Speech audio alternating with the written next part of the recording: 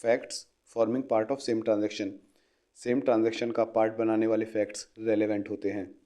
ये बात सेक्शन 4 में कही गई है। इसी को डॉक्ट्रिन ऑफ रेस जस्टाई कहते हैं।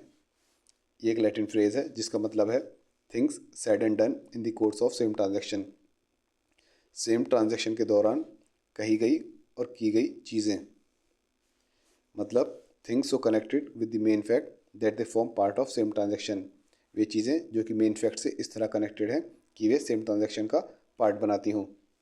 एक एग्जांपल से समझते हैं।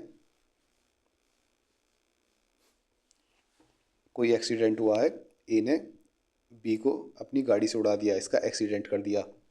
तो यहाँ पे मेन फैक्ट क्या है एक्सीडेंट का, कि क्या ए ने बी का एक्सीडेंट किया, ये मेन फैक्ट है। अब इस मेन फैक्ट से कनेक्टेड एक और फैक्ट आता है। जिस टाइम ये एक्सीडेंट हुआ उसी टाइम यहाँ पर सी भी खड़ा था। जैसे सी ने देखा एक्सीडेंट हुआ, सी चिल्लाया कि ए ने बी को गाड़ी से उड़ा दिया। तो ये चिल्लाना जो है ये मेन फैक्ट से कनेक्टेड है, क्योंकि ये मेन फैक्ट को एक्सप्लेन करने में हेल्प कर रहा है इस सिचुएशन को कि क्या ए ने बी को गाड़ी से उड़ाया। उसमें ये सी का चिल्लाना उसी समय एक्सीडेंट के समय कि ए ने बी को गाड़ी से उड़ा दिया है, यह मेन फैक्ट से कनेक्टेड है। ये मेन फैक्ट से इस तरह कनेक्टेड है कि ये सेम ट्रांजैक्शन का पार्ट बनता है। ये ट्रांजैक्शन ऑफ एक्सीडेंट जो है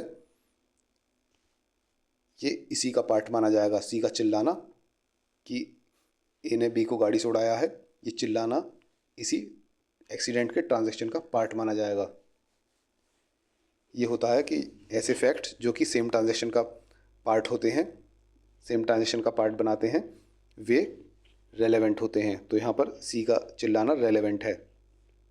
ये वाला एक्सक्लेमेशन जो है, ट्रांजैक्शन किसको कहते हैं? ट्रांजैक्शन एक तरह से आप कह सकते हैं सीक्वेंस ऑफ इवेंट्स, इवेंट्स का क्रम। जैसे यहाँ पे इवेंट्स हुए कि एक्सीडेंट हुआ, उसी समय सी चिल्लाया, तो एक तरह से सीक्वेंस ऑफ इवेंट्स हुआ। ऐसे ही दूसरा एग्जांपल लेते हैं। मान लीजिए किसी सामान की डिलीवरी होनी है, तो ट्रांजैक्शन ऑफ डिलीवरी है। इस ट्रांजैक्शन ऑफ डिलीवरी में, इस पूरे सीक्वेंस में, इस व्यक्ति ने डिलीवरी बॉय को सामान दिया, डिलीवरी बॉय ने अपने गाड़ी में अपना सामान रखा और फिर उसके बाद ट्रांसपोर्ट वाले के पास ले गया, ट्रांसपोर्ट वाले ने सामान रखा और फिर जिसके पास पहुंचना था उसके पास पहुंचा दिया। तो ये पूरा सीक्वेंस ऑफ इवेंट्स है। तो ये एक ट्रांजैक्शन कहलाएगा, डिलीवरी का ट्रांजैक्शन।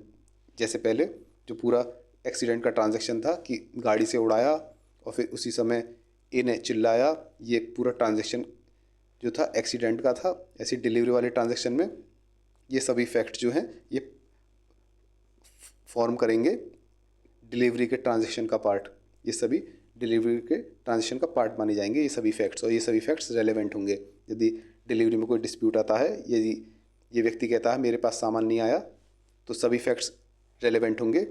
ये साबित करेगा कि मैंने डिलीवरी बॉय को दिया था, डिलीवरी बॉय साबित करेगा मैंने ये ट्रांसपोर्ट वाले तक पहुंचाया था, ट्रांसपोर्ट वाला साबित करेगा मैंने ये इस व्यक्ति तक पहुंचाया था। तो सारी फैक्ट्स रेलेवेंट होंगे इस ट्रांजैक्शन में। ट्रांजैक्शन में क्या क्या चीज़ें होती हैं? फिजिकल एक्ट्स, जैसे गाड़ी से उड़ाना, ये फिजिकल एक्ट हुआ। ऐसे ही किसी का चिल्लाना, वर्ड्स भी रेलेवेंट हुए। वर्ड्स स्पोकन आ गया ना, फिजिकल एक्ट्स और वर्ड्स स्पोकन।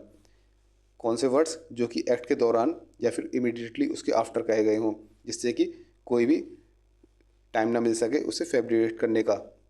ये थिंक है, सोचने समझने का टाइम नहीं मिले। मान लीजिए एक्सीडेंट वाले इस वाले केस में, जैसे एक्सीडेंट हुआ उस समय तो एक साथ ये चिल्लाया कि जैसे इसने देखा इन्हें उड़ा दिया। मान लीजिए 2-3 दिन बाद इससे कोई पूछने आता है या फिर इसकी गवाही ली जाती है, ये झूठ बोलने लगे, ये फैब्रिकेट कर दे, झूठी बात बताने लगे कि नहीं ये तो डी ने किया है, डी था गाड़ी में।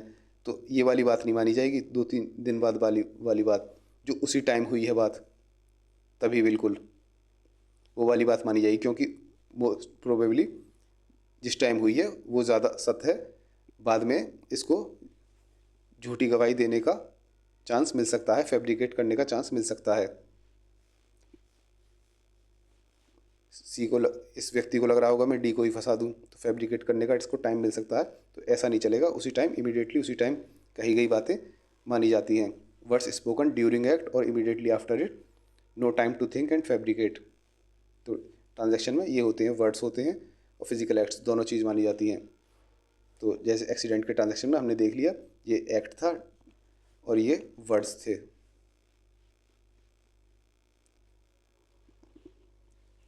रेस जेस्टाई का रूल अप्लाई करने के लिए क्या क्या टेस्ट करने पड़ते हैं, क्या क्या देखना पड़ता है कि कोई